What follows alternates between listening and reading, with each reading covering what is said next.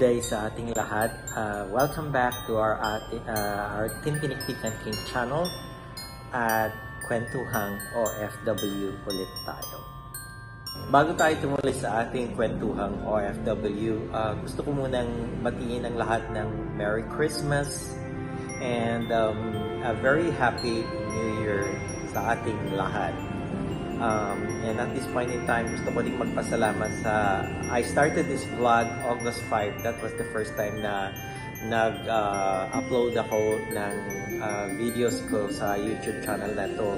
And I know I still have a long way to go, but gusto ko rin magpasalamat dun sa mga nagme-message sa akin, suggesting on how I could improve further yung channel na to.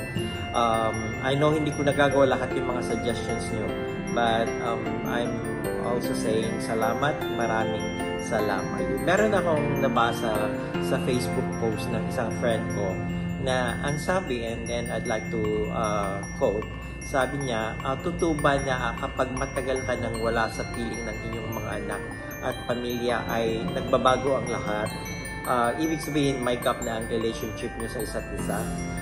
Masakit isipin pero totoo yata. Anong masasabi ng kapwa ko OFW dyan? Now, sa question na totoo yata, masakit isipin, pero totoo yata na nagkakaroon ng gap sa relationship sa isa't isa. Well, tinitignan ko din yung mga comments doon sa post na yun. May mga nag-agree, karamihan mga OFW. So, meaning, there is certain truth to it. So, gusto kong tignan yung bakit kaya nangyayari yung ganoon. Kasi, pag nakita natin kung bakit nangyayari, then we can do something about it. So, number one, lalo na pag mga bata na iniwan mo, mga kids pa yan, mga primary school, mga high school.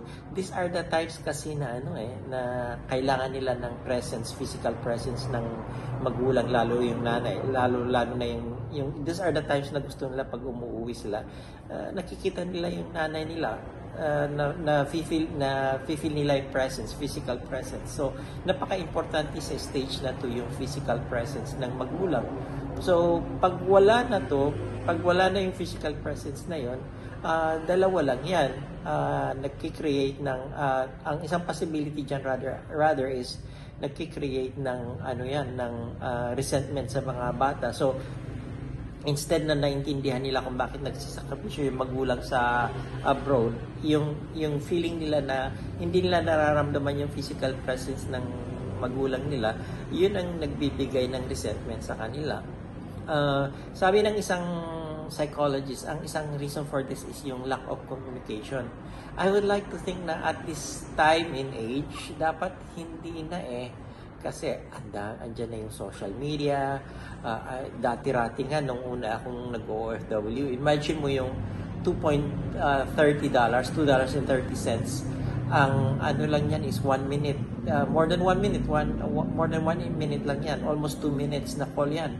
So, ang hirap ng communication ngayon. Ngayon, mas nauuna pa yung mga OFW na nakakaalam sa chismis sa Pinas dahil ang bilis ng communication sa social media. So, it should not be a problem. But it is still a problem for some people, for some OFWs, na hindi nga dapat. Ang pangalawa dyan is na nagki-create ng gap is yung mga bata, syempre, pag wala na yung magulang, wala na yung nanay, wala na yung tatay, wala na yung, kind of thing, napupunta sila sa ibang caregiver, surrogate parents, napupunta sila sa lolo, napupunta sila sa lolo at lola, napupunta sila sa auntie at uncle. So, dalawa rin ang possibility niyan. It's either na, kung maganda yung treatment ng mga surrogate parents or mga caregivers, nababaling yung emotional connection doon sa mga caregivers, sa mga lolo, lola. So, talagang nawawala yung emotional bond with the parent kasi nababaling doon sa mabait, mapagmahal na surrogate parents. Tapos kung masungit, hindi mabait, hindi loving yung mga surrogate parents, ang resulta din is resentful din, may anger din, may bitterness din doon sa feeling ng mga bata, at yun nagki-create din ng gap yan. Ang isa pang nakikita ko na rason dyan is yung may mga ibang OFW kasi na pag na-expose na sila sa ibang culture, tapos pag umuwi sila, instead na what do you call this, instead na magko-cope doon sa missed times, they are trying their best na they mean well naman, pero ang tendency is they want to teach yung bagong perspective nila, yung na-imbibe nila na culture, ini-impose doon sa mga bata. Iba na kasi yung kultura na imbibe nila, iba yung values nila. So when they deal with each other, meron ng gap, meron ng problema doon, nagki-create ng tension yan. Okay? So, knowing all these possible reasons kung bakit nagkakaroon ng gap will allow us to at least do something about this. Because it happens. It does happen na in this time and age, siguro na merong mga remedyo doon sa constant communication and everything.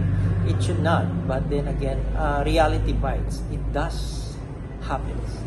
Tsaka ang isang nakita ko dyan is, kung yun nga, hindi OFW, there is that time din na may gap na yung mga anak, at the time when they are trying to wage their independence, trying to live their life on their own. Meron din yung gap na yan. They try to distance themselves away from you, lalo na kung tayo mga parents is yung medyo clingy tayo sa mga bata. They would really try to distance themselves. So, how much more with OFWs? Maalala ko ngayong, may dalawa akong friend na OFW. Yung isa, every year, every summer, nagbabakasyon yung bata doon sa nanay niya sa abroad. So, of course, bonding time, magkasabing matulog, magkasabay na mamasyal. And then one time, I think 12 or 13 na yung bata, sinabihan niya yung anak niya na, yung nanay niya na, Ma, this is the last time I'm going to sleep with you in the same bed. Na nabigla yung nanay, and it hurts kasi hindi niya napaghandaan yon. But the son means well kasi binata na yan, binatilyo na yan. Okay?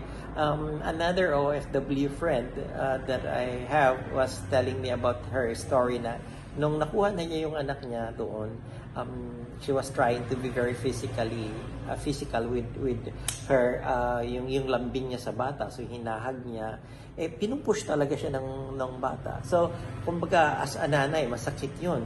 But then we also have to understand where they are coming from.